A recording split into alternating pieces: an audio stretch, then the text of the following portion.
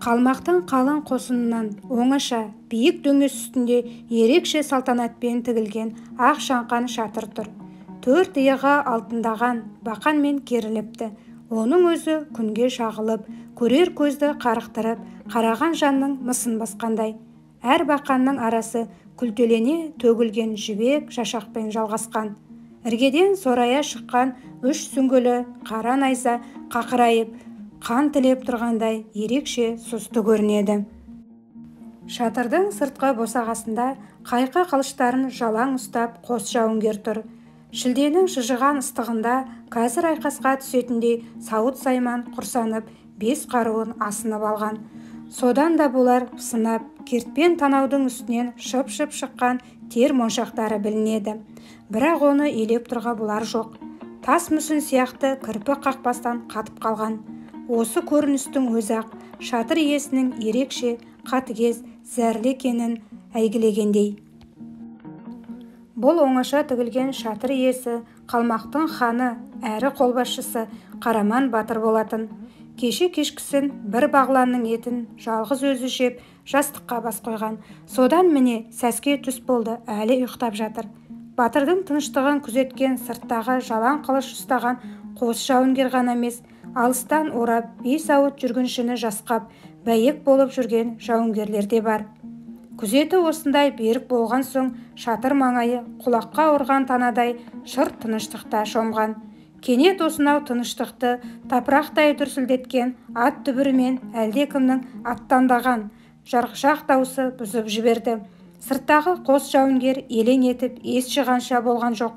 Тасырлата шапқан жалғыз аттылы хан шатырын бетке алып келіп қалды. Аттан, жау! Жалғыз аттылы даусы сенбестен сұңқылдап келіп атынан домалай түсті. Бір аяғын ауырсынып сүйрете басады. Қара санға бойлай кірген найзаның орны ырсиып, шұбырған қан жолақ боп соңында қалып жатыр. Әбден үрейі ұшып, титықтап жеткен жаралы жауынгер қос күзетшіні серпіп тастап ішке енді. Босағадан аттай бере, «Хан ием, жау шапты!» деді ентіге тұрып. Бұл кезде Қараман батыр да басын көтеріп, жібек шапанды желбеге жамылған қалпы төрде отырған. Сол сәт қабағын түйіп, қабыландай күрете қалды. «Маған жау таңсық емес, өзім де жау ішінде отырмын. Аптықпай, айтарыңды жөндеп айт». Бүгін таңда шұбар атты бір бала келіп, қалың қолыңа бүйдей тиді. Атсақ оқ, шапсақ қылыш өтпейтін бір керемет. Әуселесін көрген соң өзіңе хабар бермек болып талпынып едік, қойдай иіріп, қоғадай жапырып, шашау шығармай қырумен болды. Содан есебін тауып сытылып шыққаным осы. Өзі көктен түсті ме, жерден шықты ма, жан білмейді. Ақберен қылышын сілтесе құр кетпейді. Не бір атан, жілік батырларың опат болды. Талай дұшпанмен бетпе-бет келіп едім. Дәл мынадай алапаты артық біткен жауды көргенім жоқ. Сөзімен ансаң, тезірек орнынан тұр. Қалың қолың қырылып, масқара болмай тұрғанда алдынан шығып, арынын бас.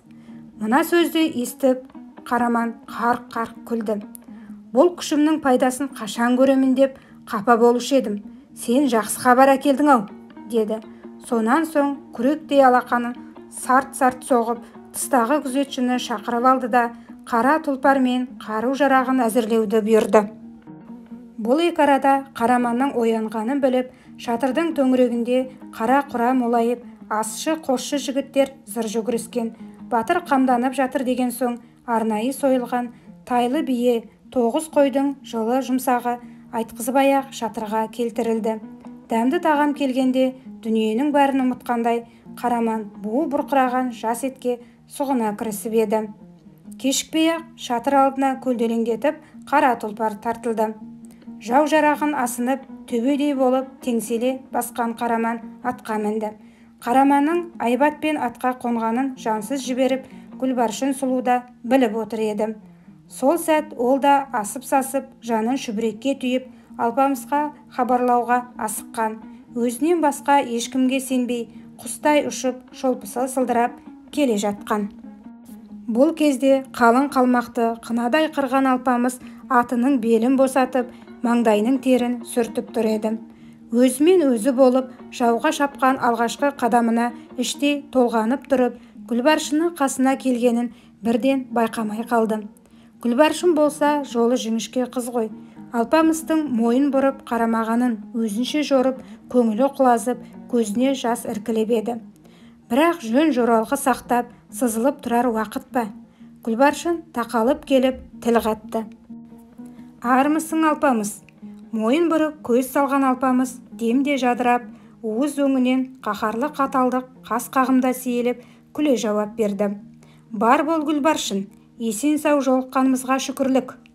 Айналайын Алпамыс, деді Гүлбаршын даусы дірілдеп, көзінің жасын ірке тұрып. Талабың құтты болсын, іздеп жоқтаушым өзің болып, зарығып жүргенде төбеңді көрдім. Тәңіріме мыңда бір шүкірлік.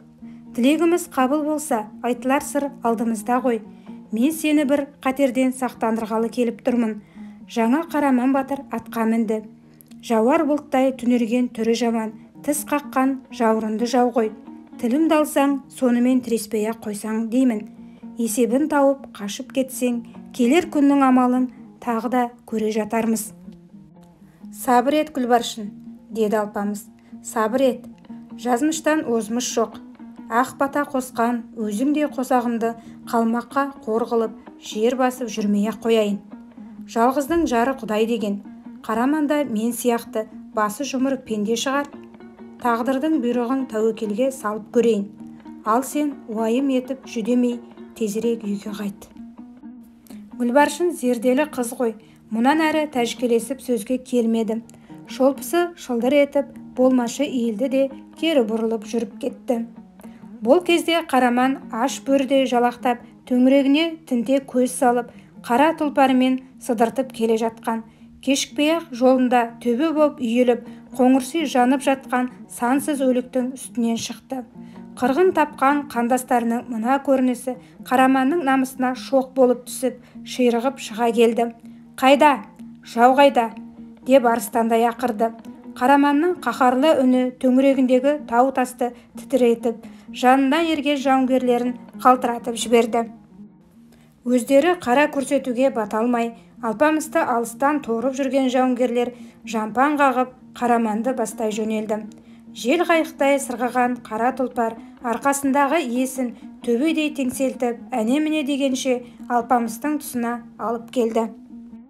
Алпамыс мынадай алып тұлғалы жауынгерді тумысында көрмеген. Жас жүрегі алабұртып, іштей толқу үстінде жаратушы жалғызға сыйынды.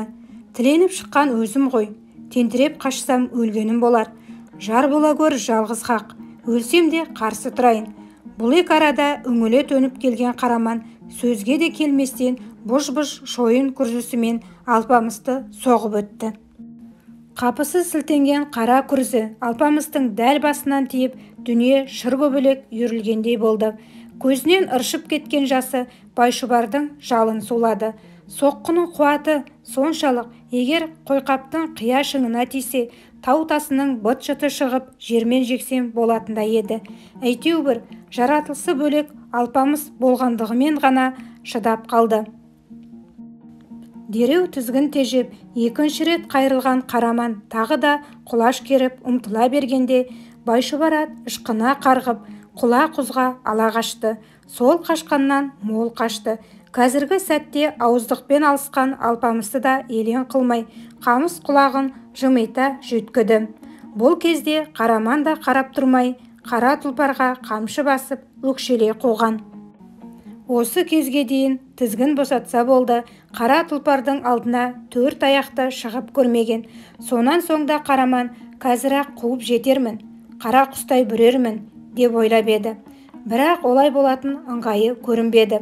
Байшұбар ат мазақ қылғандай, не қара үзіп кетпей, не жеткізбей, көз алдында көлбеңдеп жынына тиді.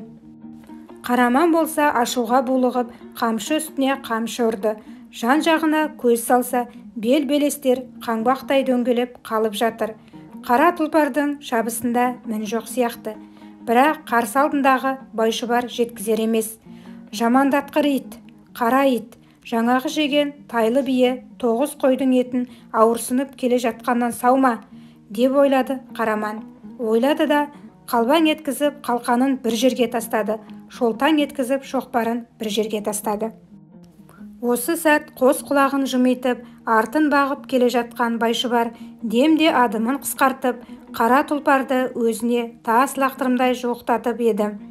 Байшұбардың ыңғайын Алпамыс та жазбай танып, есті жануардың ақыл айласына тәнті болған. Қараман болса, қорбаңдап қара аттың төніп келгенін, қос қаруын тастағаннан деп біліп, енді қалған қаруын лақтырып, үстіндегі сауытын шеше бастаған. 3 сүңгілі қара найза шаншылып бір жерде қалды. Алмас қылыштың алқымы жарқ етіп бір жерде қалды. Бара-бара 9 қабат темір сауытында лақтырып, енді мүлдем жалаң төсі жарқырап қалып еді. Мұны көрген Алпамысты көңіл орнықтырып, Байшұбардың басын тежей түскен. Сол кезде аңғал-саңғал боп үңірейе төніп келген Қараман құр қолын көкке білеп, ызадан жарылып кете жаздады. Алпамыс болса түлкідей жалтырап, қаршығадай қайырылып соғып, ителгідей сүзіле түйіп өтеді. Мұндайда Қараманның қара құстай қалбаңдап, құр қолын ербеңдеткеннен басқа шарасы жоқ. Онысына күйіп-пісіп, тістеніп жүргенде ашыққан қасқырдай жағы қарысып қалсын. Оған бұл да бір сор болды. Енді Алпамыстың жалтақтайтын реті жоқ. Байшұбарын қиялай бұрып, қарсы төніп келді де, Қараманның ербең еткен бір қолын шауып түсіріп кетті. Екінші қайрылғанда келесі қолы шабылды. Мұнан әрі тіптен жанаса түсіп, кескен теректей болған Қараманды жағадан алып, сілкіп-сілкіп жіберіп еді. Бағанағы сұғына жеген жылы жұмсағы кесек-кесек боп атқып кетті. Іле аузы мұрнынан дірдектеп қара қан ақтарылды. Осылайша шипасы біткен Қараманды көкпардай сүйретіп, Алпамыс кете барсын. Бұл кезде қос батырдың қайсысы жеңер екен, Гүлбаршын сұлу қайсысына бұйырар екен деп, әр төбенің басында қазақ пен қалмақ анталасып тұр еді. Әлден уақытта көз ұшынан бұлдырап жалғыз ноқат көрінді. Соңынан шүйкедей созылған шаң білінеді. Жалғыз ноқат тақала келе, буырыл тартып, Байшұбар екені көзге оттай басылды. Әне-міне дегенше аузынан көбігі бұлшылдап, қолтықтан тері тамшылап, құйындап өте шыққанда, көкпар әкеліп салғандай шаңын бұрқ еткізіп Қараманды тастап кетті. Ойнақтап өткен Байшұбардың үстінде мейманы асып Алпамыс бара жатты. Күні кеше қалың жұртты қан қақсатып, қырғидай тиген Қараманның мына күйін көргенде, төбе басында тұрған тамам әйел лап қойсын. Көзіміздің жасын көп төгіп едің. Қу қара, тарт енді сазайыңды, деп түйіле ұмтылған қатын-қалаш Қараманды әп-сәтте жүндей түтті. Ел жұртының қайғы қасіретіне көп куә болған күміс сақал қария төбе басында отырған күйі, зорлық түбі қорлық, деп күбір етті. Сүйінші, сүйінші, күйеу келеді, күйеу келеді. Гүлбаршын сұлудың құдай көз жасын көрді-ау. Біреуі басшы, біреуі қосшы боп, Алпамысты қоршаған қалың жұрт у-шу, дабыр-дұбыр болған күйде Сарыбайдың ақ ордасына тақалып келе жатты. Тұс-тұстан жақсылықтың хабаршысындай болып керней үні естіледі. Аяғы жеңілдер оза жүгіріп сүйінші сұрауға асыққан. Алпамыс болса уыз өңіне болмашы қан жүгіріп, қазіргі қолпаш құрметтен қымсынғандай. Жақсылық хабар жата ма? Бұл кезде Сарыбай да құлақтанып, Алпамыстың алдынан алтынмен зерленген кілемді алып шығыңдар. Аяғын жерге тигізбей, аттан түсіріп алыңдар, деп оң шырай танытқан. Мұнысы бір жағы өзінің ауа көшкен айыбын жуғаны болса, екінші жағы Алпамыстың артық жаралған ерлігіне көңілі толған шын пейіл еді. Сарыбайдың бұл қылығы қайтер екен, деп толқыған ел жұртын қуанышқа бөлеп мәре-сәре етті. Қылымси басып, үлкендердің қас-қабағын баққан қыздар жағы шашылған гүлдей жамырап, Гүлбаршынды алып келуге асықты. Қатындардың бір тобы қонақ үйді құлпыртып, қазан ошақ көтерді. Көпшілік қаумалап жүріп, Алпамысты хан көтеріп, кілем үстіне түсірді. Күйеу де болса бөлек құрмет көрсетіп, сыртқа шыққан Сарыбай осы кезде тіл қатты. Қадамың қайырлы, құтты болсын балам. Қысқа қайырым тіл қатса да, Сарыбай ерекше толқып, аталық мейірім таныта сөйлеп еді. Бұл кезде үкідей ұшып, Қуаныш лебіне шарпылғандай ақша беті алаулап Гүлбаршында жеткен. Бірақ ата-ана, ағайын туған алдында ибалық сақтап, іштей Алпамыстың жолына жанын құрбан етіп тұрса да, көз көргенді қанағат етіп еді. Амандық саулық сұралып, жөн жоралға жасалған соң, Алпамыс қонақ үйге кірді. Айтқанша Қуаныш дастарханы жайылып, алтын табақтар қолдан қолға жүгіріп, шекер менен бал келді, қазы қарта жал келді. Гүлбаршын сұлу бұрала басып барып, Алпамыстың оң жағынан отырды. Жай отырмай, нұрлы жүзін бұрып, аппақ тісін көрсете жымиып, ықылас пейілмен қызмет көрсете бастады. Алпамыс пен Гүлбаршының жарастықты жайлары жиналған қыз бозбаланың көңілін судай тасытып, әзіл оспақ, ойын күлкі, ән күй шаңырақтан шалқай көтеріліп жатты. Ойын сауық түннің бір уақытына дейін созылды. Үркер жамбасқа ауып, шолпан жұлдызының хабаршысындай болып, есе қырған шоқырая көтерілгенде ел аяғын сиретті. Неше күндей жол жүріп, неше мың жаумен шайқасып, қиындықты көп көрген Алпамыстың тынығуына мұрсат берді. Қыз бозбаланың сыңғыр күлкісі сейіліп, үй оңаша қалған соң, Гүлбаршы мен Алпамыс бір-бірімен сағынышпен табысып еді.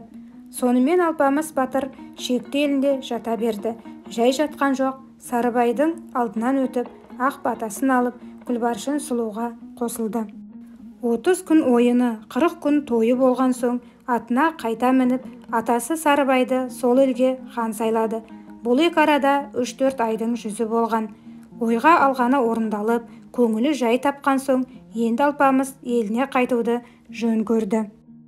Батырдың бұл ниетіне Сарыбай да қарсы болған жоқ. Ел жұртын жинап, игі жақсылармен ақыл кеңес құрып, 40 нарға сер артып, алтыннан отау көтеріп, қызы мен күйеуін шығарып салды. Сарыбайдың бұл жасаған сән салтанаты көрген жанның көзін қуантып, көңілін өлілгенше әлдилеп өткен еді.